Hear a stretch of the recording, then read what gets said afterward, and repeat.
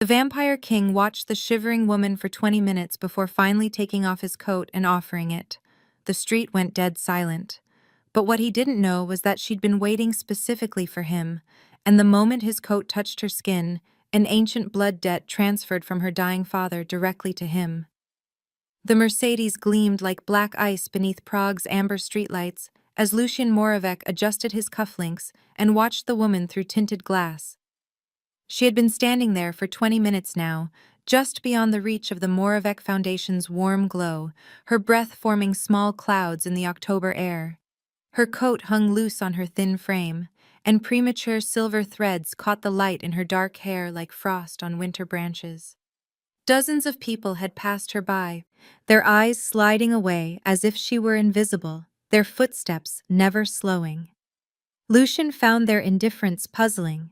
Something about her stillness spoke of desperate purpose rather than casual loitering. She clutched a manila envelope against her chest like a shield, her knuckles white with cold or fear or both. When a particularly harsh wind swept down the narrow street, she shivered so violently that Lucien felt an unexpected tightness in his chest. He had ruled from the shadows for 3 centuries, maintaining the delicate treaty that kept his kind hidden from human sight. But something about this woman's quiet suffering pulled at instincts older than politics or prudence. The vampire king stepped from his car. His footsteps echoed against cobblestones worn smooth by 500 years of history as he approached her, removing his wool coat with practiced grace. The woman looked up as his shadow fell across her, and Lucien saw eyes the color of storm clouds, wide with surprise, and something that might have been recognition. Without a word, he draped the coat around her shoulders, his fingers brushing the exposed skin of her neck for just an instant. The contact sent a shock through both of them, though neither understood why. Ancient magic stirred in the space between heartbeats, responding to a ritual neither had consciously invoked. The coat carried Lucien's scent, his warmth, his inadvertent offer of protection, and something far older than either of them seized upon that moment of willing shelter. The street fell dead silent. Every supernatural entity within a mile radius felt the power shift as invisible bonds snapped into place, binding vampire king to mortal woman through laws written in blood and sealed with sacrifice. Sarah Blackwood closed her eyes as relief and guilt warred in her chest. The trap her father had spent 30 years preparing had finally been sprung. Lucien felt something settle into his ribs like a physical weight, a presence that pulsed in rhythm with his unnecessary heartbeat. But he attributed the sensation to proximity, to whatever supernatural artifact the woman clearly carried. She looked up at him with those storm-gray eyes, and for a moment neither of them moved. Then she whispered "thank you" in a voice raw with cold and unshed tears. And Lucien found himself saying "of course," as if offering protection to mysterious strangers was something he did every evening, rather than something that could destabilize 3 centuries of careful political maneuvering. Now please take a moment and subscribe to our channel and comment where you are watching from and what time is it. It is always fascinating to see where these stories get all around the world. Thank you. The Prague castle rose from its hill like a crown of gray stone, its windows glowing warm against the night as Lucien paced the length of his private study. The weight in his chest had grown heavier with each passing hour, accompanied now by an urgent pull that seemed to tug him southeast toward the old city. He pressed his palm against his ribs, expecting to find some physical evidence of the supernatural binding he could feel, but not yet name. Dreams had begun the moment he closed his eyes, vivid flashes of a man he had never met pleading in languages that predated his birth. The man was thin and desperate, with the woman's same storm-colored eyes, and in the dreams he repeated the same phrase over and over. "Protect my daughter, protect my bloodline, let my debt be yours." Lucien woke each time with the taste of copper on his tongue, and whispered threats echoing in languages older than Latin, words that spoke of ancient laws and prices yet to be paid. Victor found him standing at the window as dawn painted the sky pale gold, still wearing the previous evening's clothes, his usually immaculate appearance disheveled. The older vampire took one look at his king and sank into the nearest chair with the expression of a man recognizing a disaster he had hoped never to see. "Blood debt transference," Victor said quietly, his voice carrying the weight of centuries. "Someone has bound you to their protection through the old laws." Lucien turned from the window, and Victor saw the truth written in his king's eyes. Whoever accepts a dying person's debt must protect their bloodline until that debt is repaid or both parties die. The law is absolute, woven into the very fabric of vampire nature. You cannot break it, cannot ignore it, cannot delegate it to another. She has made you her guardian whether you will it or not. The pull in Lucien's chest intensified, as if responding to Victor's words. And somewhere across the city, he knew the woman was in danger. Meanwhile, in a safe house hidden beneath Prague's Jewish quarter, Sarah Blackwood knelt beside her father's deathbed and watched the life drain from the only family she had ever known. Edmund's breathing had grown shallow and labored, his skin taking on the translucent quality that marked the boundary between life and whatever came after. The room smelled of old books and medicinal herbs, shelves lined with research that had consumed 30 years of their lives. Edmund's eyes found hers in the lamplight, still sharp despite his failing body. "The debt is transferred," he whispered, his voice barely audible above the October wind rattling the windows. "I can feel it settling into place. He will protect you now whether he understands why or not." Sarah pressed a cool cloth to his forehead and bit back the questions that had tormented her since childhood. Her father had raised her in hiding, moving from city to city, always looking over their shoulders, always preparing for some terrible reckoning that never seemed to arrive. Only now, as death claimed him, had he finally told her the truth. "The Crimson Triumvirate has been hunting us since before you were born," Edmund continued, his grip on her hand surprisingly strong for a dying man. "3 vampire clans united by greed and the promise of ultimate power. I stole something from them, something that could unmake the very foundation of vampire immortality. The heart of Valeria." Sarah had heard the name whispered in her father's nightmares, seen it referenced in his coded journals, but she had never understood its significance. Edmund's eyes closed, and for a moment she thought he was gone, but then he spoke again. "The ruby is not hidden in some vault or buried treasure.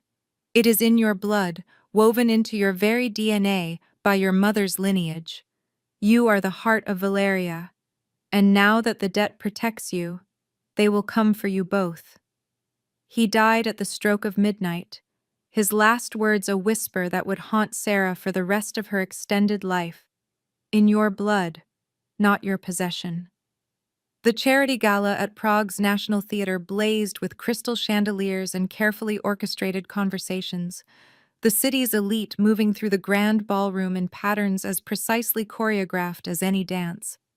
Sarah stood at the edge of the crowd, her stolen invitation burning like a secret in her beaded clutch, her elegant black dress borrowed from a boutique whose security system her father had taught her to circumvent years ago.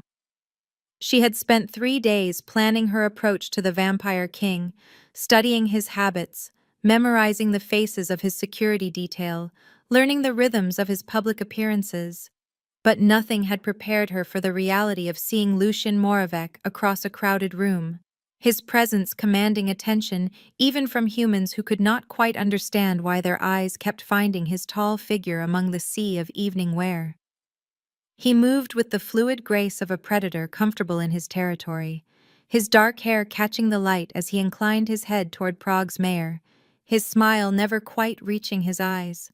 When the orchestra began a waltz, Sarah made her move, crossing the ballroom with purpose and extending her gloved hand before he could refuse. Their dance began as a negotiation conducted in careful steps and measured distances, neither willing to reveal their true nature to the watching crowd. "You feel it too," Sarah said softly as they turned through the familiar patterns, the blood debt pulling between them like a current. The pull, the weight, the certainty that our fates are now intertwined. Lucien's grip on her waist tightened almost imperceptibly. "I feel many things," he replied, his voice pitched for her ears alone. "What I do not feel is an explanation for why a stranger would bind me to supernatural law without my consent." Sarah met his gaze steadily as they swept past a cluster of diplomats and their wives. "My father spent 30 years preparing for his death, and your protection. 3 vampire clans hunt what I carry, and they will not stop until they claim it or until I am dead. The ancient law binds you to keep me alive, whether you understand the stakes or not." She saw recognition flicker in his dark eyes, followed quickly by something that might have been respect for her directness. Before Lucienne could respond, the chandeliers dimmed and the temperature in the ballroom dropped by 10 degrees. Sarah felt the familiar tingle that meant silver-laced weapons were being drawn somewhere in the crowd, and she saw Lucien's nostrils flare as he caught scents that spoke of violence and old blood. Clan Drackle had found them. The attack came with brutal efficiency, 3 vampires in evening wear moving through the panicking crowd like sharks through shallow water. Sarah's hand went to her necklace, where silver wire had been woven through the delicate chain, while Lucien positioned himself between her and the nearest threat with movements too fast for human eyes to follow. They fought side by side in the space between overturned tables and abandoned champagne flutes, she with the desperate skill of someone trained from childhood to kill vampires, he with the lethal precision of someone who had survived 3 centuries of enemies who wanted him dead. Sarah watched in horror as Lucien took a silver blade between his ribs that had been meant for her heart, saw the way the supernatural debt forced him to prioritize her safety over his own survival. The pain that flickered across his face was nothing compared to the guilt that settled into her chest like lead. As they escaped through Prague's ancient underground tunnels, Sarah finally understood the terrible burden she had placed on the first person in years who had shown her genuine kindness, and the weight of that knowledge followed them into the darkness beneath the city. The abandoned cathedral of St. Bartholomew stood like a broken tooth against Prague's skyline, its Gothic spires clawing at the October clouds while shadows pooled in the spaces where stained glass had once cast colored light across worn stone floors. 3 figures moved through the ruins with the careful precision of predators who had learned to respect each other's claws, their footsteps echoing in the vast emptiness where centuries of prayers had once risen toward heaven. Countess Elisabetta Dracul arrived first, her form shimmering between solid flesh and wisps of shadow as she tested the cathedral's acoustics with small illusions that made the air taste of copper and old roses. She had ruled through manipulation and political intrigue for 4 centuries, her beauty a weapon as sharp as any blade, her ability to weave illusions into reality, making her the most dangerous of the 3 clan leaders now converging on neutral ground. Baron Heinrich Nosferatu emerged from the cathedral's crypts like darkness given form, his appearance so deliberately hideous that even other vampires found it difficult to meet his gaze directly. Centuries of dwelling in Prague's underground had given him dominion over every tunnel, every forgotten passage, every secret way beneath the city's ancient foundations. Where Elisabetta ruled through beauty and deception, Heinrich commanded through terror and the promise of horrors best left unnamed. Lord Maximilian Ventru entered through the cathedral's main doors with the unhurried confidence of someone who owned half of Prague's financial district and could purchase the other half before dawn if the mood struck him. His perfectly tailored suit cost more than most humans earned in a year, his smile sharp enough to cut glass, his empire built on the simple principle that money was the most versatile form of power ever devised. Each clan leader had spent decades searching for the heart of Valeria, following rumors and legends and fragments of ancient texts that spoke of a ruby capable of granting or removing immortality at will. The artifact represented ultimate power over vampire kind, the ability to create or destroy immortals according to one's whims, and possession of such a weapon would shift the balance of supernatural politics forever. They had fought wars over lesser prizes, but the heart had remained tantalizingly out of reach until Edmund Blackwood's death had finally revealed its location.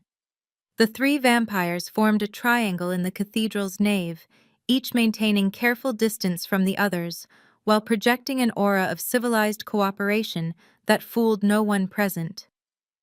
"We have a problem," Elisabetta said, her voice carrying the musical quality that had once charmed kings and emperors to their doom. "The Moravec king has claimed the girl under blood debt protection. Ancient law binds him to defend her with his life, which complicates our retrieval considerably." Heinrich's laugh was the sound of tombstones grinding together in winter earth. "Moravec has grown soft in his comfortable castle. 3 centuries of playing politics have dulled his killer instincts. We take the girl, we take the heart, we divide the power between our clans as agreed." Maximilian adjusted his cufflinks with the deliberate care of a man who had learned that small gestures could convey vast threats. "The girl is not merely carrying the heart of Valeria. According to my sources in the Vatican's secret archives, she is the heart. Her mother's bloodline carries a genetic marker that allows vampire artifacts to be absorbed and integrated at the cellular level. Killing her would destroy the artifact permanently."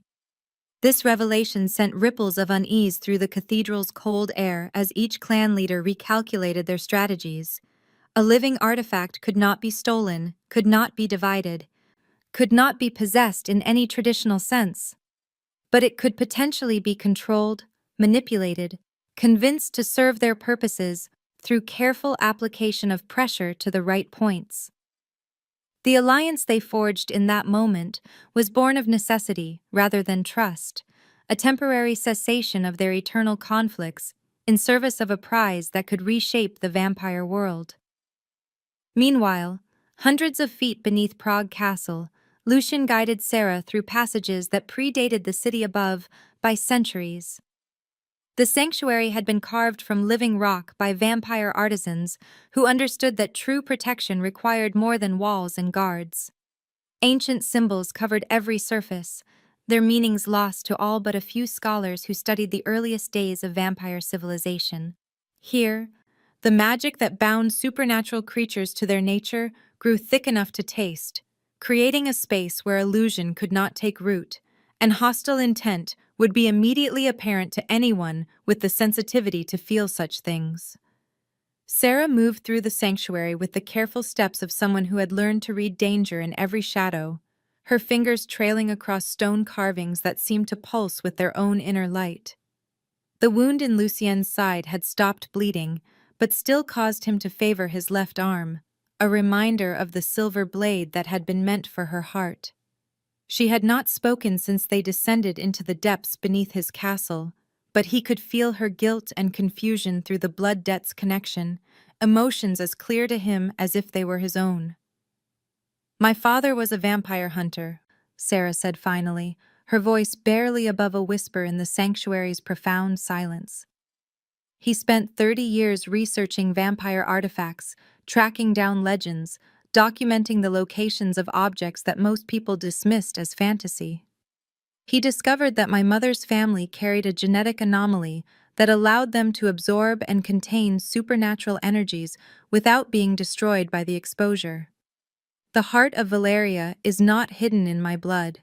It has become part of my cellular structure, integrated so completely that removing it would require destroying every cell in my body simultaneously."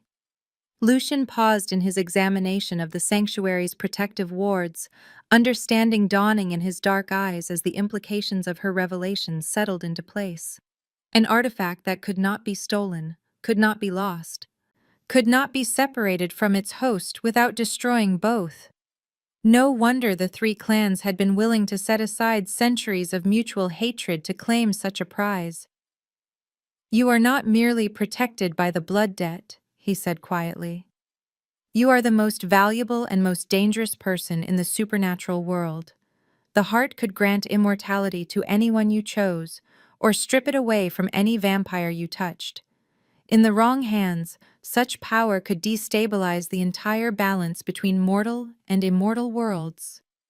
Sarah turned to face him fully, storm-gray eyes reflecting the sanctuary's mystical light like mirrors.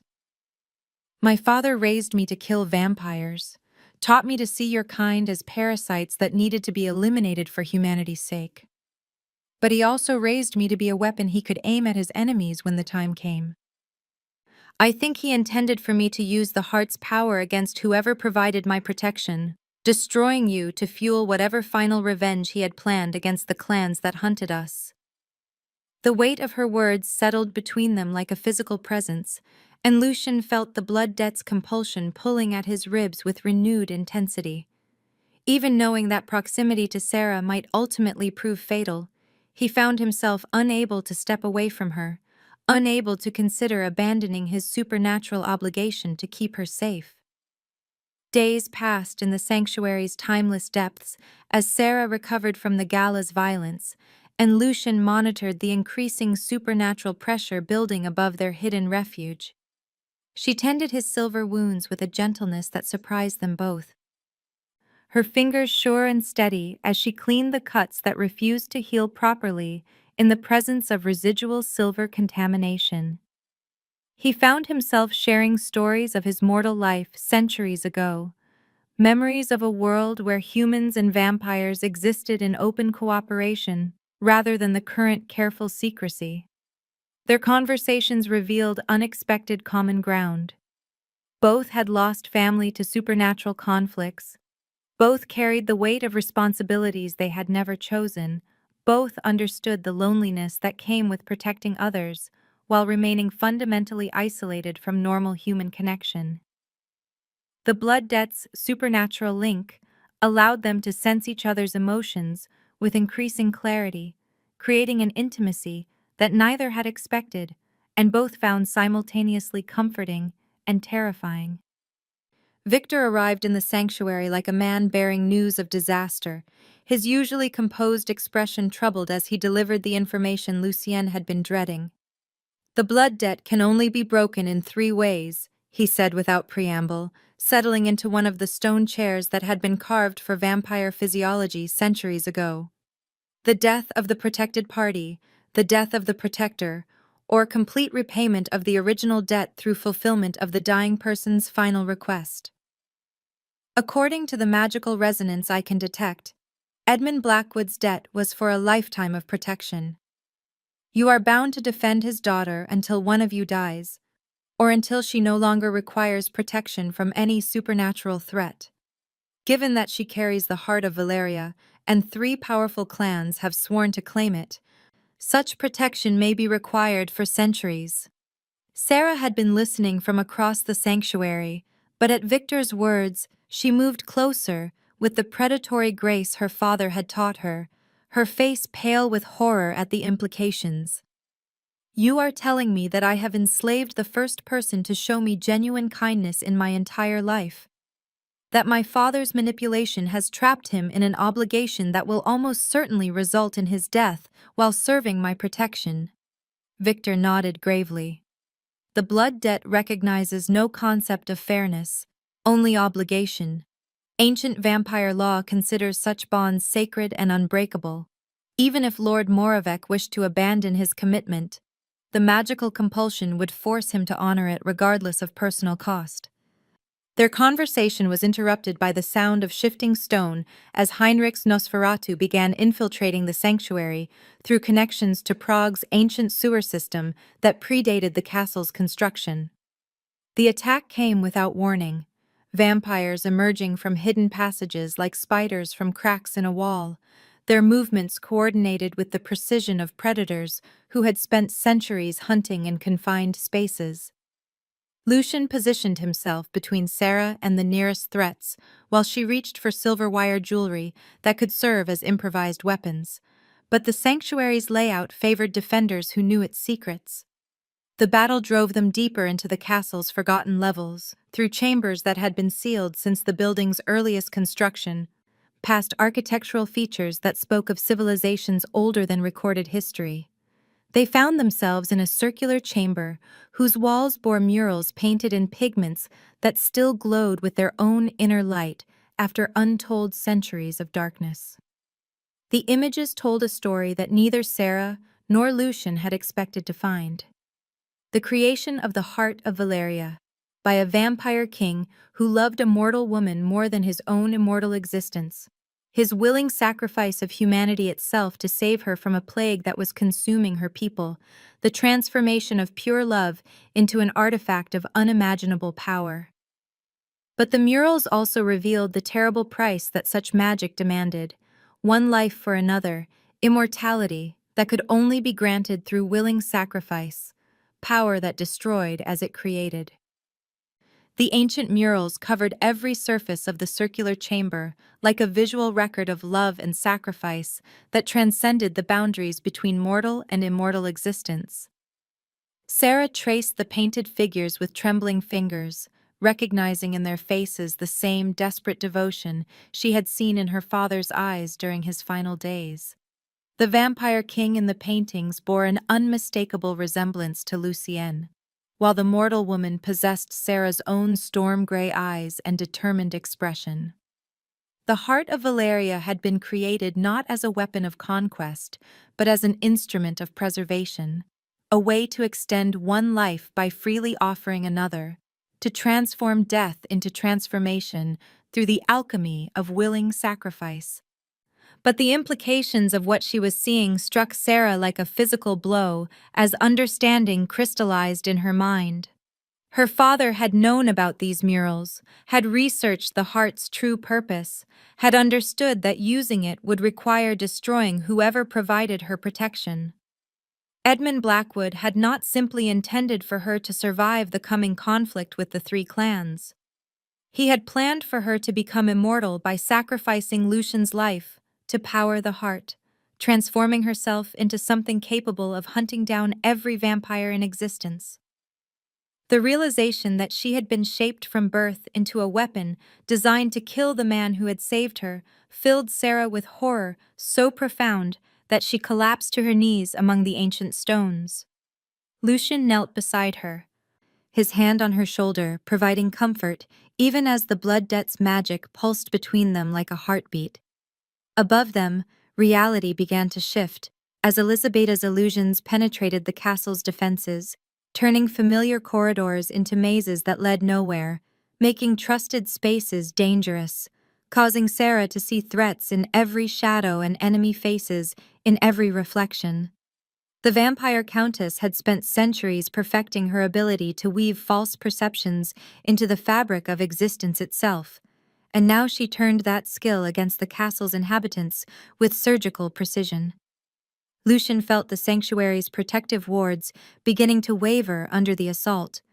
Forced to choose between maintaining the magical barriers that kept hostile forces at bay and staying close enough to protect Sarah from illusions that could drive her to harm herself or others.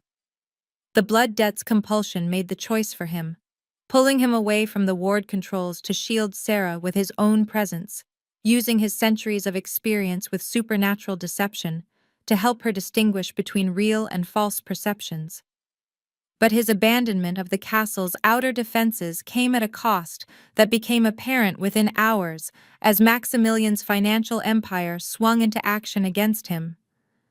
Bank accounts frozen, business partnerships dissolved, human allies cut off from resources they needed to maintain their cooperation with vampire interests. Heinrich's forces emerged from every tunnel and hidden passage beneath the castle, surrounding the ancient stronghold with creatures that had learned to kill in absolute silence. The trap had been sprung with clockwork precision, each clan leader contributing their particular expertise to a coordinated assault designed to overwhelm even a vampire king's defenses. Sarah found herself pressed against Lucian's back as they stood in the center of the mural chamber, surrounded by images of love and sacrifice, while enemies closed in from every direction. The weight of her father's manipulation settled around her shoulders like a cloak woven from guilt and predetermined betrayal. She had been raised to hate vampires, trained to kill them, taught to see them as monsters that threatened human survival. But the man whose immortal life she was apparently destined to steal had shown her more genuine kindness in 3 days than anyone had offered in her entire previous existence.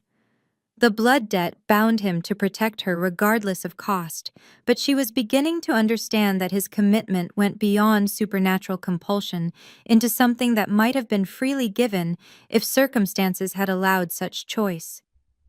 Edmund Blackwood's final manipulation had been the cruelest of all, turning his daughter into a weapon aimed at the heart of the first person to treat her as something more than a tool for revenge.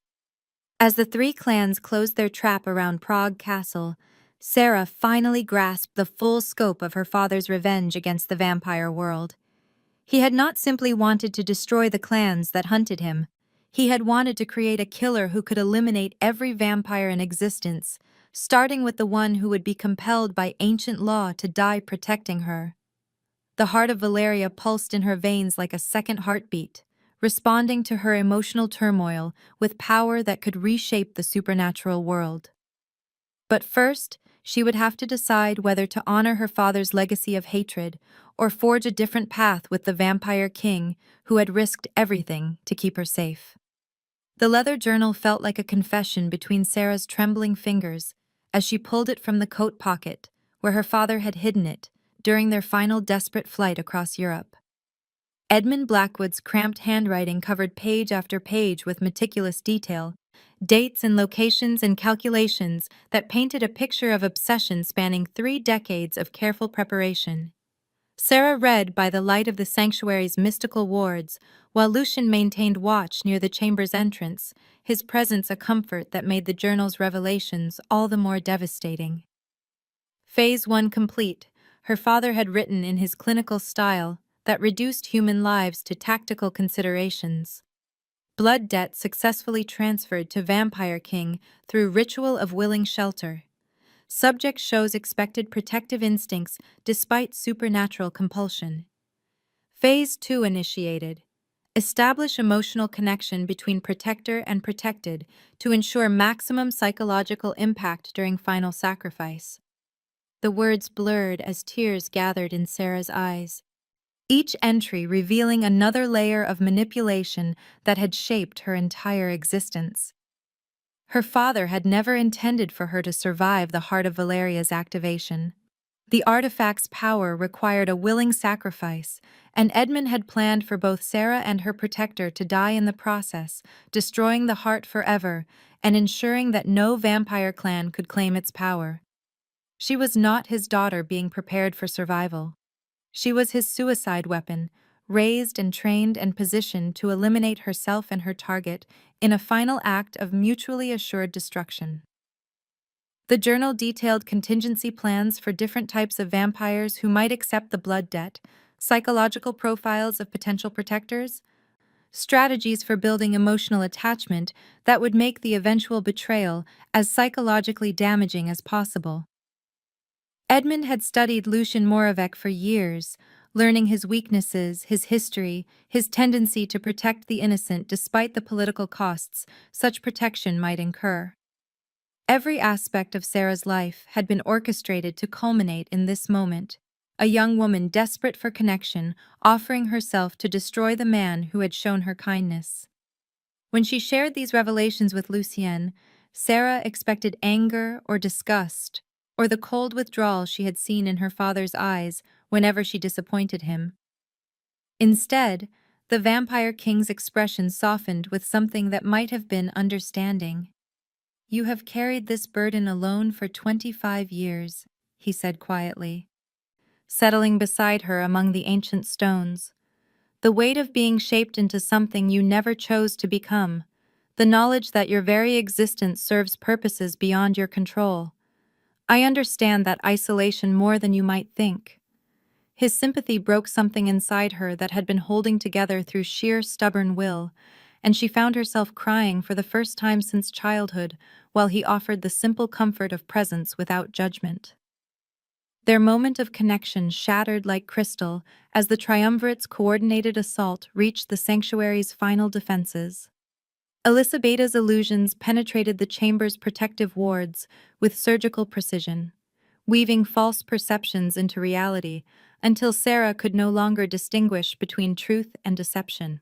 She saw Lucian speaking in hushed tones with figures that might have been clan representatives, heard him promising to deliver her to them in exchange for political concessions, watched him gesture toward her hiding place with the casual indifference of someone discussing livestock. The illusions were perfect in their psychological targeting, playing on every fear and doubt that Edmund's training had instilled in her. Heinrich's Nosferatu forces breached the inner sanctum like water flooding a broken dam, their coordinated movement speaking of centuries spent hunting in confined spaces. Reality fractured around Sarah as she struggled to separate genuine threats from Elisabetta's false visions, her trust in Lucian poisoned by perceptions that felt absolutely real despite their supernatural origin. In her confusion and terror, the heart of Valeria responded to her emotional state with power that blazed through her veins like liquid fire. The artifact activated partially, drawing on the life force of the nearest immortal being to fuel its ancient magic. Lucian staggered as centuries of accumulated immortality began draining away through the supernatural connection that bound them together, his strength fading even as he continued fighting to protect her from the encroaching enemies that might or might not have been real. The blood debt had created a supernatural link between them that grew stronger with each passing moment, allowing Sarah to feel Lucian's pain and fading strength as clearly as if they were her own. She experienced his unwavering determination to protect her, even as the heart's power consumed his immortal essence, his absolute refusal to abandon his commitment despite the cost to himself. The sensation was overwhelming in its intimacy, more profound than any physical connection she had ever imagined possible. Through their shared bond, she felt his memories of mortal life centuries ago, his regret for choices that had led to his transformation, his loneliness during decades of political maneuvering that had isolated him from genuine human connection. But she also felt his growing affection for her, emotions that had nothing to do with supernatural compulsion and everything to do with recognition of shared burden and mutual understanding. The realization that she was killing the first person who had ever cared about her as something more than a weapon sent Sarah into emotional freefall that made the heart's power surge unpredictably. Maximilian Ventrue arrived in the sanctuary like salvation wrapped in an expensive suit, his presence commanding attention even from Heinrich's forces as he surveyed the chaos with the calculating gaze of someone accustomed to turning disaster into opportunity. His offer was simple and seductive: surrender the heart of Valeria willingly, and he would use his considerable resources to break the blood debt through ancient rituals that predated current vampire law. Both Sarah and Lucienne would be freed from their supernatural obligation, allowed to choose their own paths without magical compulsion governing their actions. The temptation was almost overwhelming for Sarah, who had never experienced the possibility of genuine choice in any aspect of her existence. But Lucienne, even weakened by the heart's partial activation, managed to warn her about Maximilian's true intentions. The Ventrue Lord planned to use the heart's power to create an army of immortal vampires completely loyal to his will, beings who would view humanity as livestock, to be managed, rather than people deserving of protection. Such an army would destabilize the careful balance between mortal and supernatural worlds that had prevented open warfare for centuries. During their debate, Heinrich's Nosferatu broke through the sanctuary's final defenses like shadows given physical form. The battle that followed tested every skill that Edmund Blackwood had taught his daughter about fighting supernatural enemies in confined spaces. Sarah discovered that her emotional state could consciously control the heart's power when fear for Lucian's safety triggered protective instincts she had never known she possessed. Light blazed from her hands as she repelled the attacking vampires, silver fire that burned without heat but caused the Nosferatu to retreat with expressions of genuine pain. But each use of the heart's power drained more of Lucien's immortality, creating a terrible feedback loop where protecting him required consuming the very life force that kept him alive. She could feel his essence flowing out of him and into the artifact's ancient magic, sustaining power that grew stronger even as he grew weaker. The choice before her became crystal clear in its cruel simplicity. Allow Heinrich's forces to capture or kill them both, or use the heart's power to save them while destroying the man she had come to love. Faced with that impossible decision, Sarah chose a third option that would have horrified her father. She would complete his mission by destroying the heart of Valeria, but instead of taking Lucien with her into death, she would sacrifice herself alone to break the artifact's power and free him from both supernatural obligation and the drain on his immortal essence. The decision brought her a peace she had never known in her carefully orchestrated life, the first choice that was entirely her own rather than the fulfillment of someone else's plans.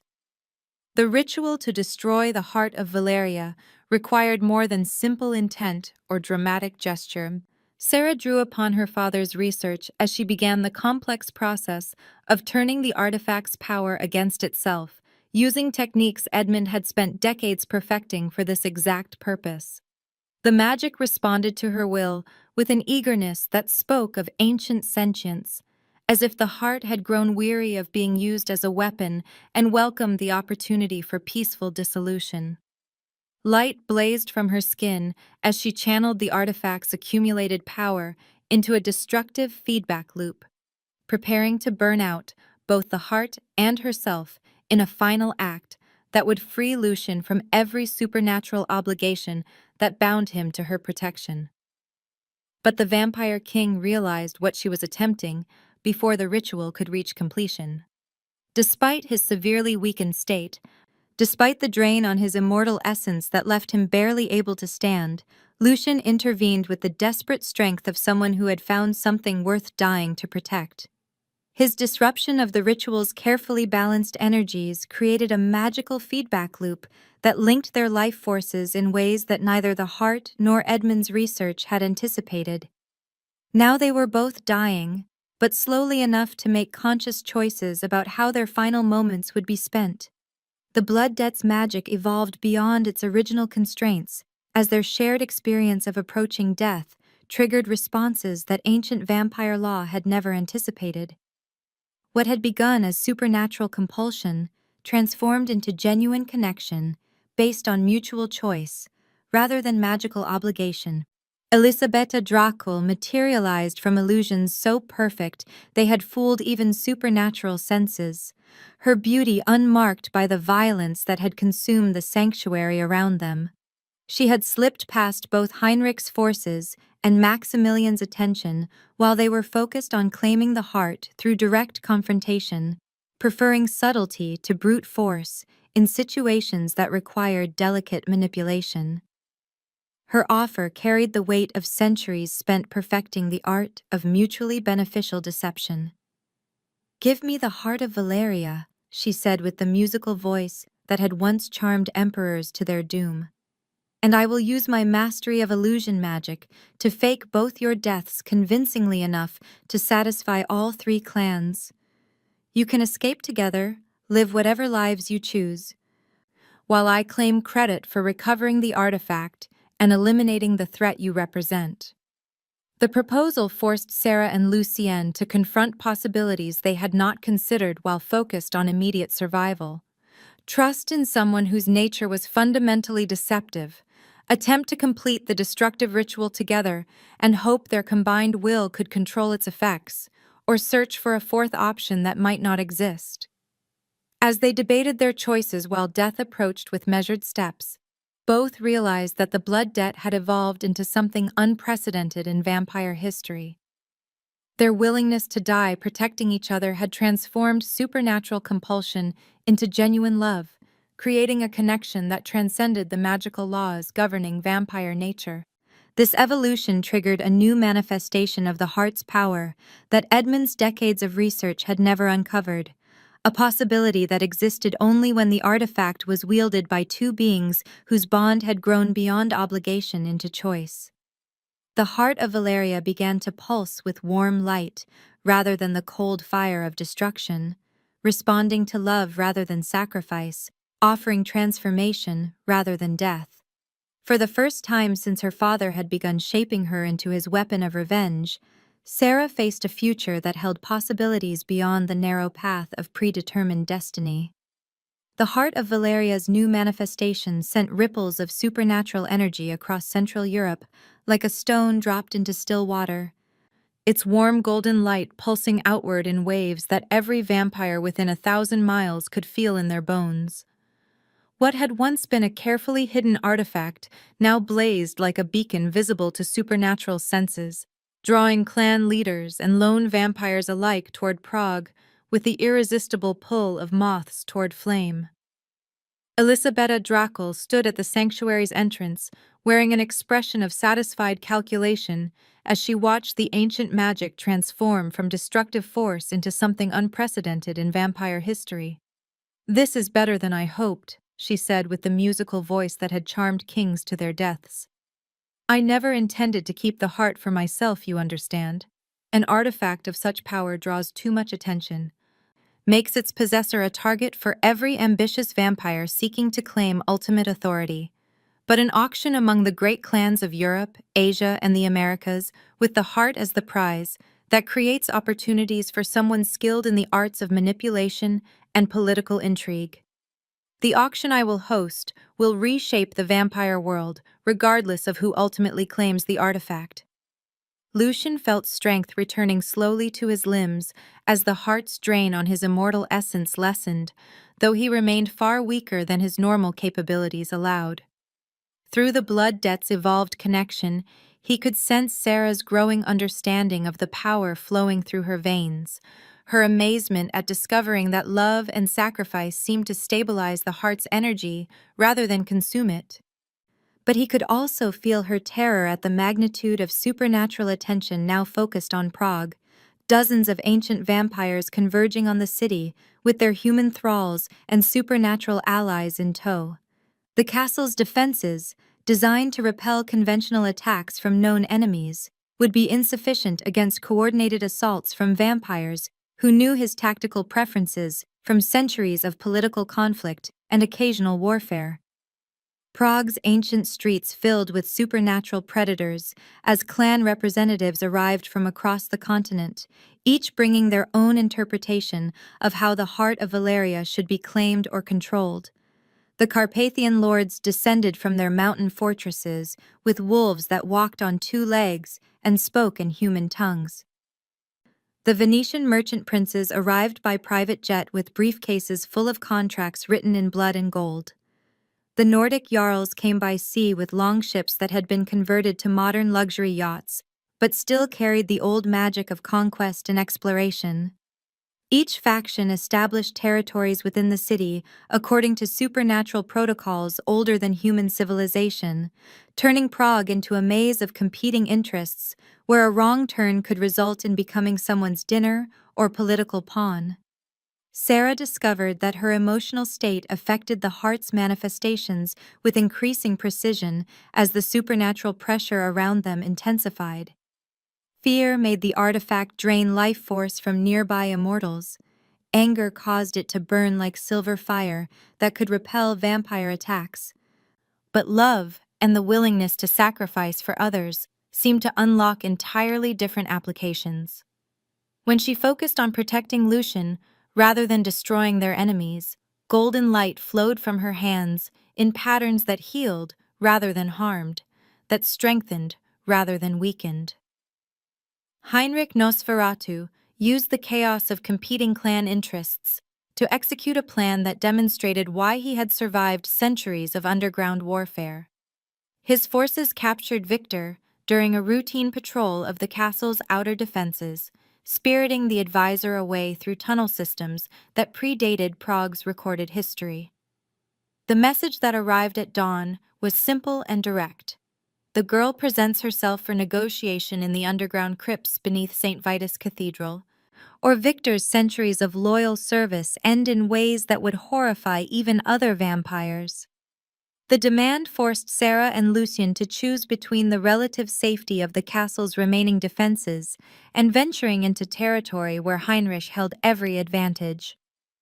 Meanwhile, Maximilian's financial empire struck with surgical precision at Lucian's human world connections. Bank accounts frozen, business partnerships dissolved, legal challenges filed in multiple jurisdictions simultaneously. Human authorities received carefully crafted evidence suggesting that Lucien Moravec was a terrorist cell leader using his charitable foundation to fund extremist activities across Europe. His legitimate business operations collapsed within hours as governments moved to freeze assets and issue arrest warrants. The Vampire King found himself cut off from resources he had spent centuries accumulating, forced to rely on supernatural abilities rather than human world influence for the first time in decades. Prague's underground tunnel system stretched for miles beneath the ancient city, a labyrinth of forgotten passages, abandoned crypts, and waterways that had served smugglers, revolutionaries, and supernatural creatures for over 1,000 years. Sarah and Lucien descended into this maze through a hidden entrance in the castle's foundations, following routes that Victor had mapped during his decades of service, but which now felt like paths leading directly into Heinrich's carefully prepared trap. The air grew colder with each step downward, carrying scents of old stone, stagnant water, and something else that made Sarah's skin crawl with primitive recognition of predator presence. Lucien moved with the careful grace of someone navigating hostile territory, his supernatural senses straining to detect ambushes in the suffocating darkness, while the blood debt's connection kept him aware of Sarah's emotional state and the heart's fluctuating energy patterns. The Nosferatu had spent centuries perfecting the art of underground warfare, turning Prague's hidden spaces into a fortress where intruders faced traps both mechanical and supernatural. Passages that seemed to lead forward doubled back on themselves through spatial distortions that violated normal geometry. Walls wept blood that burned like acid when touched. Shadows moved independently of their sources, reaching toward unwary travelers with fingers that could drain warmth from living flesh. Sarah learned to weaponize the heart's power with increasing sophistication as they encountered each obstacle, discovering that focused intent could shape the artifact's manifestations into barriers of burning light that repelled vampires without destroying them permanently. This realization suggested possibilities that her father's research had never explored, applications for the heart that involved protection and healing rather than death and destruction. They found Victor in a chamber deep beneath St. Vitus Cathedral, suspended in chains of silver-plated steel that prevented him from using his supernatural strength to escape. Heinrich had tortured him with professional thoroughness, but the advisor remained conscious and defiant, despite injuries that would have killed any mortal creature. His revelation struck Sarah like a physical blow. Heinrich had been in communication with someone claiming to be Edmund Blackwood, someone who knew details about the blood debt transfer that only her supposedly dead father could possess. The impossibility of this information shattered Sarah's understanding of everything she had believed about her father's death and her current situation. If Edmund had survived the carefully staged deathbed scene, then every assumption she had made about her freedom from his manipulation was wrong. During their escape from Heinrich's underground domain, they encountered a squad of human vampire hunters armed with silver weapons and electronic equipment designed to detect supernatural energy signatures. The heart of Valeria's power made Sarah register as a vampire to their instruments, and the hunters moved to capture her with the ruthless efficiency of soldiers who had spent years perfecting techniques for subduing immortal predators. Lucien faced an impossible choice: reveal his vampire nature to save Sarah and confirm human suspicions about supernatural creatures living among them, or maintain the secrecy that protected his entire race while allowing the hunters to take the woman he had sworn to protect. The blood debt's compulsion made the decision for him, but his choice would have been the same regardless of magical obligation. He revealed his true nature with a display of speed and strength that left no doubt about what he was, confirming to the human authorities that vampires existed and had been living in their midst for centuries. The revelation escalated the supernatural conflict to international levels as government agencies activated protocols designed for contact with hostile non-human intelligence. Military forces began mobilizing, scientists prepared containment facilities, and politicians debated response strategies for a threat they had never seriously believed existed. The careful balance between mortal and immortal worlds that had maintained peace for centuries crumbled in a matter of hours. Edmund Blackwood stepped from the shadows of Prague's astronomical clock tower, like a man returning from his own funeral, his appearance unchanged from the deathbed scene that had convinced Sarah of his passing weeks earlier. The elaborate deception had required decades of preparation, magical artifacts that could simulate death convincingly enough to fool even vampire senses, and a network of allies who believed in his mission strongly enough to maintain the illusion while he worked behind the scenes. His faked death had served multiple purposes: activating the blood debt transfer that bound a powerful vampire to protect his daughter, removing himself as a direct target for the Crimson Triumvirate's hunters, and providing the freedom to build an alliance with vampire hunting organizations across Europe without interference from supernatural enemies. The weeks since his supposed death had been spent in frantic activity, traveling between hidden facilities where human hunters trained for warfare against immortal enemies, sharing intelligence about vampire weaknesses and promising them the heart of Valeria in exchange for their cooperation in eliminating Prague's supernatural population. Edmund's betrayal cut deeper than any physical wound because it transformed every memory of love and protection into evidence of manipulation and calculated deception. Sarah realized that her grief over his death had been weaponized against her, that her desperate need for family connection had been exploited to make her more dependent on Lucian's protection, that even her growing feelings for the Vampire King might be the result of psychological conditioning designed to make the eventual betrayal more devastating. Her father stood before her wearing the same expression of grim determination she remembered from childhood. When he had trained her to kill creatures he claimed threatened humanity's survival. "You must choose," he said with the voice that had shaped her entire worldview. "Choose between the vampire who has enslaved you through supernatural compulsion and the human race that depends on the heart of Valeria being used for its intended purpose." Every day the artifact remains active. It draws more vampires to Prague, turning this city into ground zero for a supernatural war that will expose our species to predators we are not prepared to fight. The astronomical clock tower provided Edmund with the perfect platform for his final gambit, explosives rigged throughout the ancient structure and extending into the buildings surrounding Prague's Old Town Square. Thousands of innocent civilians moved through the area below, unaware that their lives had become pawns in a conflict between mortal and immortal worlds. Sarah found herself caught between protecting the humans her father claimed to champion and defending the vampire who had risked everything to keep her safe.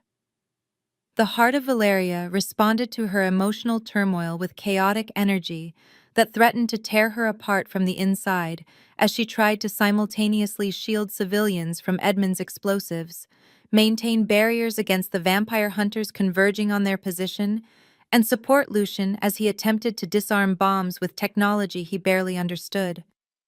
The magical strain pushed her beyond human limits, and she began to comprehend why her father had always intended the heart's use to be fatal to its wielder. The power required to save everyone might indeed demand the ultimate sacrifice, but now she faced the terrible possibility that her death might not be enough to prevent the slaughter Edmund had orchestrated in the name of human protection. The astronomical clock tower's ancient mechanisms ground to a halt as Edmund Blackwood activated the first sequence of his explosive trap, bronze gears locking in place with the finality of a closing tomb, while Prague's Old Town Square, filled with the everyday chaos of tourists and locals, unaware that death hung suspended above their heads.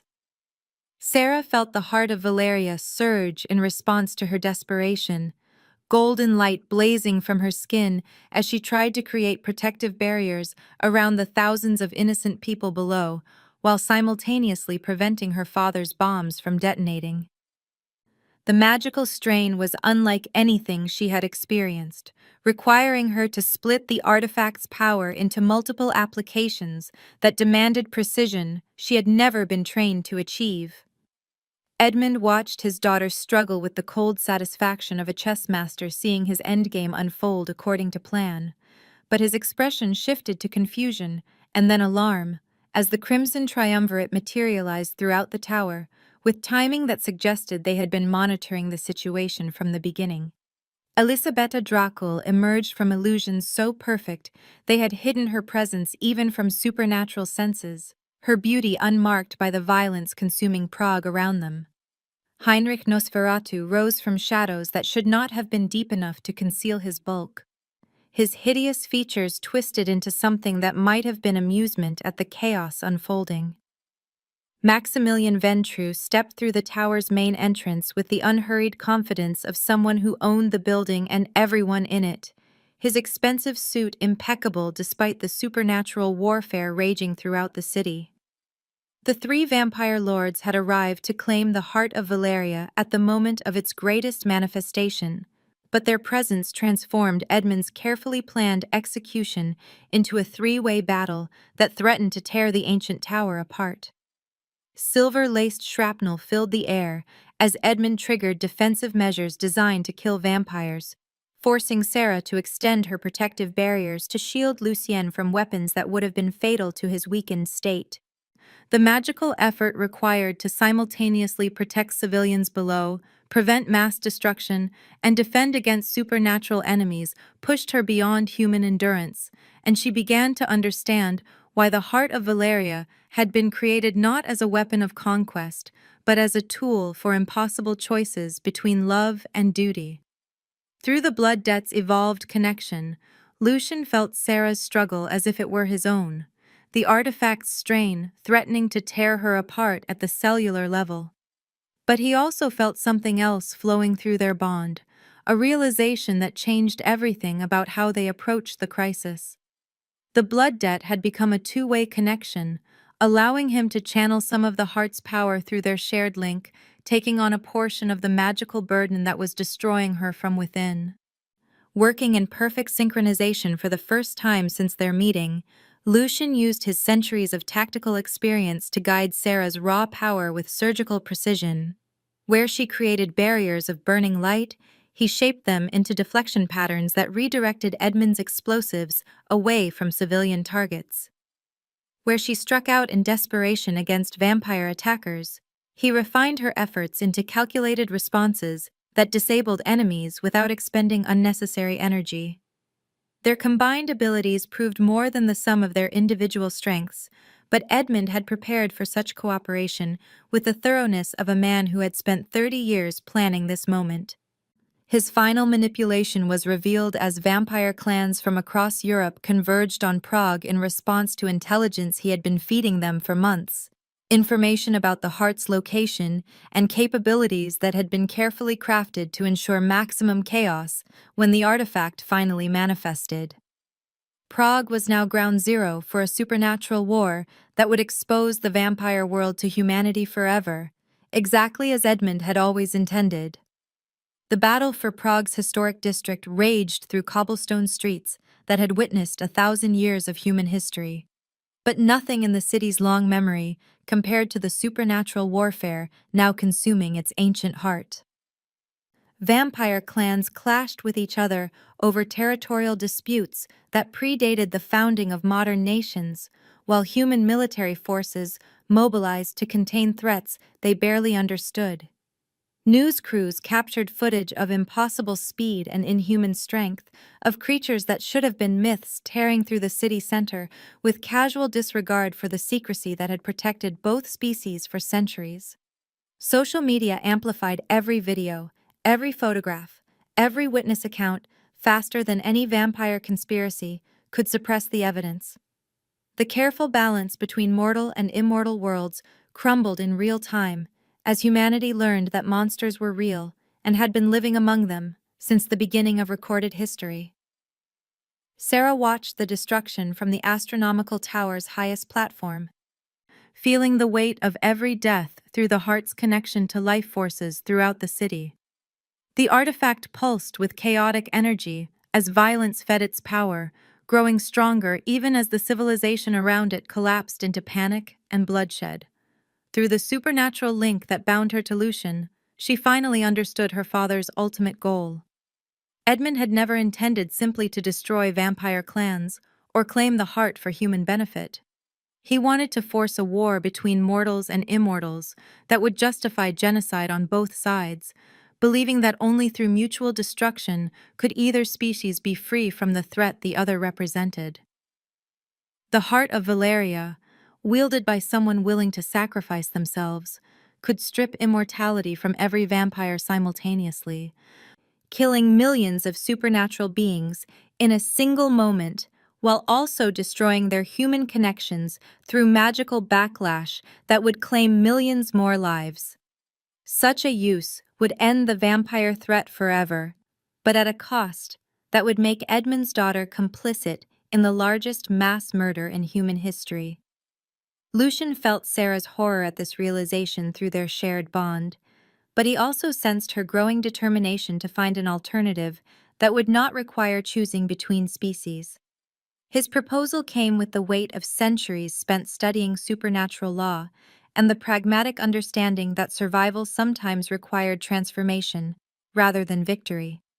They could use the heart to create a supernatural treaty, binding vampires to protect humanity in exchange for the legal right to exist, establishing magical contracts that made vampire survival dependent on human welfare.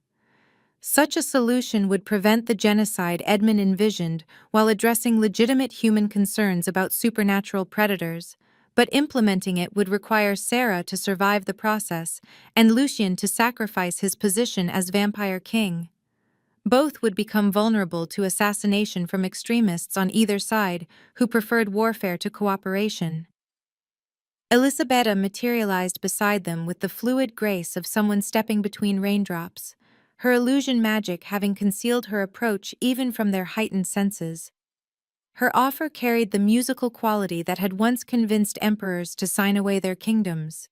She would help them implement the treaty ritual and provide political protection afterward, but only if they agreed to make her the new vampire queen of Europe. The Countess understood that the old system of competing clans would not survive humanity's discovery of supernatural existence, and she positioned herself to rule whatever emerged from the current chaos. Her price for cooperation was absolute authority over vampire politics for the next several centuries. Sarah and Lucian exchanged glances that conveyed volumes of unspoken communication before rejecting Elisabetta's offer with the quiet finality of people who had chosen principle over survival. They would attempt the treaty ritual without political backing from any vampire clan, trusting in the heart's power and their shared commitment to protect both species from the war Edmund had orchestrated. Prague's Cathedral of St. Vitus provided the sacred ground necessary for magic of such magnitude, its Gothic spires reaching toward heaven, while its foundations extended deep into earth, blessed by centuries of prayer and sacrifice. The ancient building stood at the center of Prague Castle's complex, surrounded by the supernatural warfare consuming the city, but protected by wards that had been strengthened by generations of faithful believers. Sarah and Lucian made their way through streets filled with panicking civilians and military cordons, using passages known only to those who had spent centuries learning Prague's hidden ways. The cathedral's vast interior felt like stepping into a pocket of peace amid the chaos outside, but both knew that sanctuary would last only as long as it took their enemies to locate them. The modified ritual required precise coordination between Sarah's control of the heart's power and Lucien's knowledge of vampire nature, creating magical bonds that would reshape the fundamental relationship between mortal and immortal worlds. Instead of destroying or transferring immortality, they used the artifact to weave supernatural contracts that made vampire survival dependent on human welfare, establishing mystical laws that would compel supernatural beings to protect rather than prey upon their mortal neighbors. The magic flowed between them with increasing intensity, golden light filling the cathedral's soaring spaces as the heart responded to their shared vision of cooperation rather than conquest. Edmund arrived with human military forces just as the ritual reached its most delicate phase. Soldiers in tactical gear surrounding the cathedral while their commander demanded that Sarah and Lucian surrender immediately.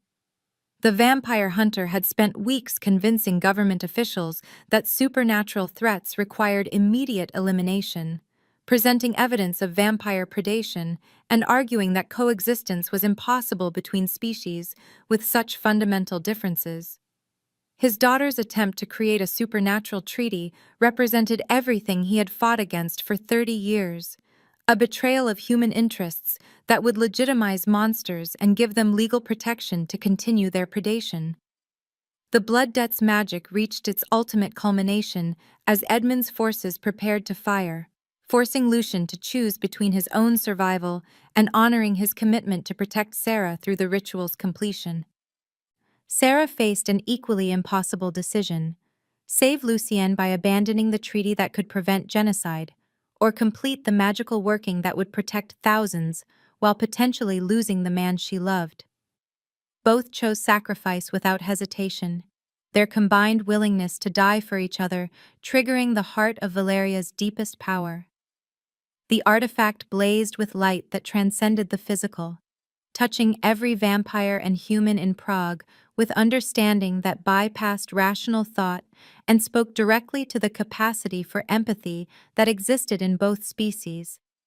The heart's true purpose was finally revealed, not to destroy or grant immortality, but to create genuine comprehension between mortal enemies, allowing them to see through each other's eyes and recognize their shared humanity despite the differences that had driven them to war. The heart of Valeria's final activation sent waves of transformative energy across Prague and beyond, touching every supernatural being within a 1,000-mile radius with magic that rewrote the fundamental laws governing vampire existence. The artifact blazed like a captured star in Sarah's chest as ancient power flowed through her into the mystical contracts taking shape around them, binding willing vampires to human welfare through supernatural law that could not be broken without destroying both parties. The magic exacted its price, with the impartial justice of natural law. Lucian felt his immortality drain away like water from a broken vessel, centuries of accumulated life force returning to the cosmic balance while leaving him with strength and senses beyond mortal capability, but not beyond mortal limitation.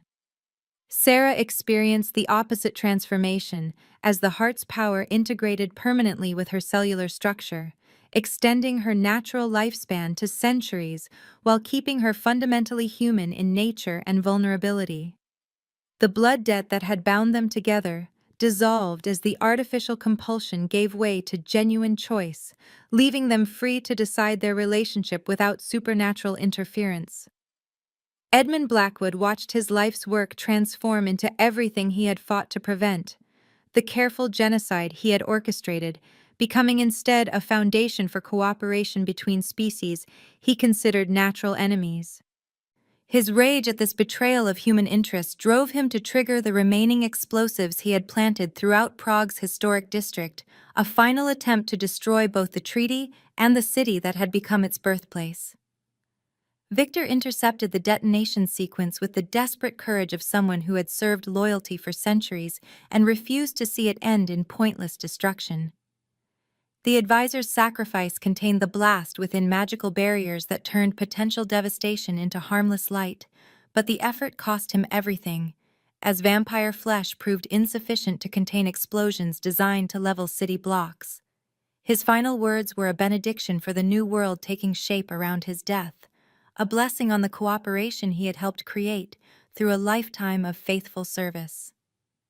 The Crimson Triumvirate faced a choice that would define their existence for whatever centuries remained to them: accept the new covenant that bound vampire survival to human welfare, or become fugitives from both species' laws, while the magical treaty made their predatory nature literally impossible to sustain.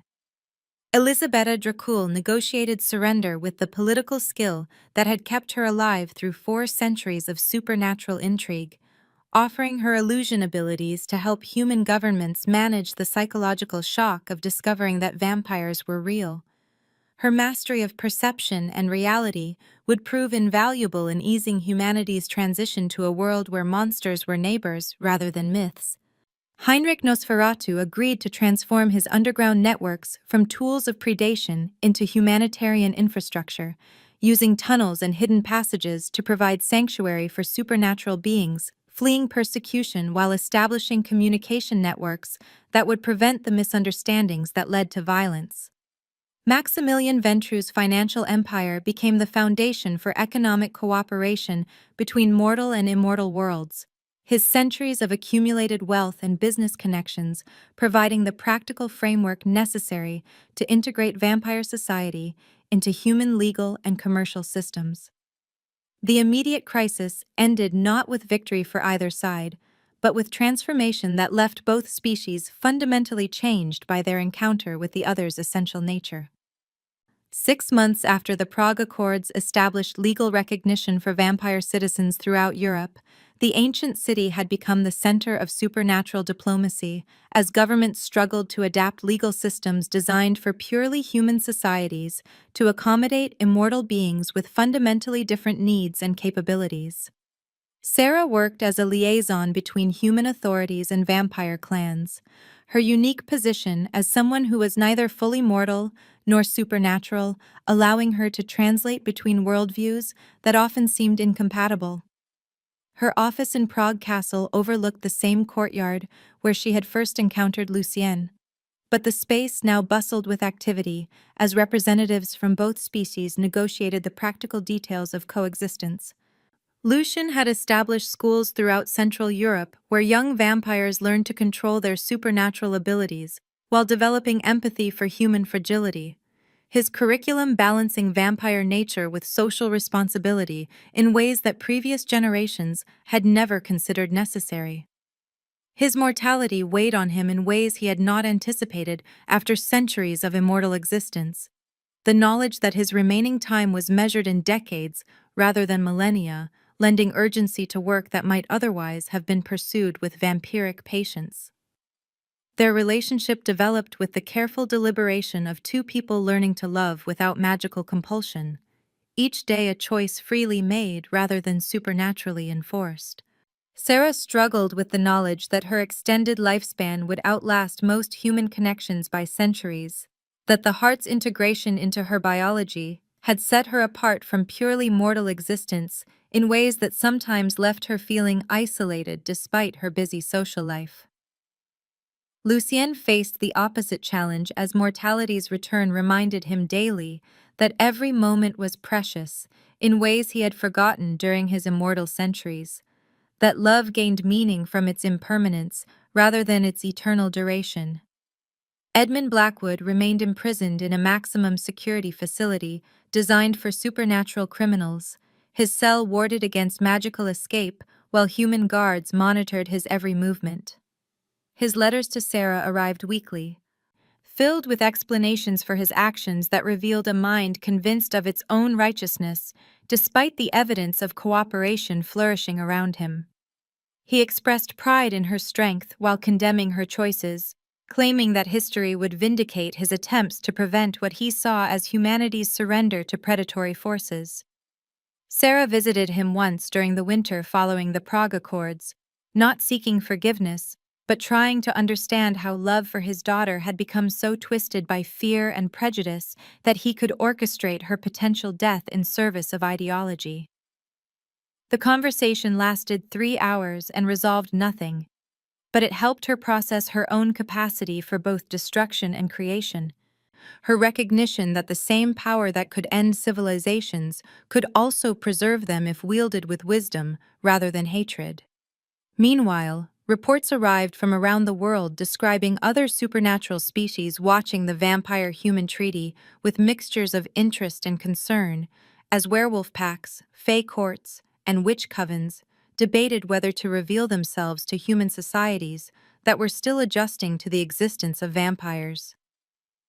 2 years after the Prague Accords established the legal framework for supernatural citizenship, Sarah and Lucien had built a life together that defied easy categorization by either human or vampire society. They worked as partners investigating supernatural crimes for an international task force that combined human law enforcement with vampire expertise, their complementary abilities making them uniquely effective at solving cases that traditional authorities could not understand. Sarah's connection to the heart's residual energy allowed her to detect supernatural activity with precision that rivaled any technological instrument, while Lucien's knowledge of vampire nature and his retained supernatural strength made him capable of confronting threats that could overwhelm purely human investigators.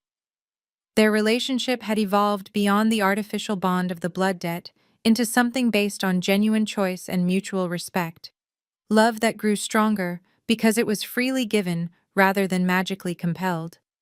The heart of Valeria itself had become dormant after expending its accumulated power in the creation of the supernatural treaty, transforming from an artifact of cosmic significance into a simple ruby that Sarah wore as a pendant.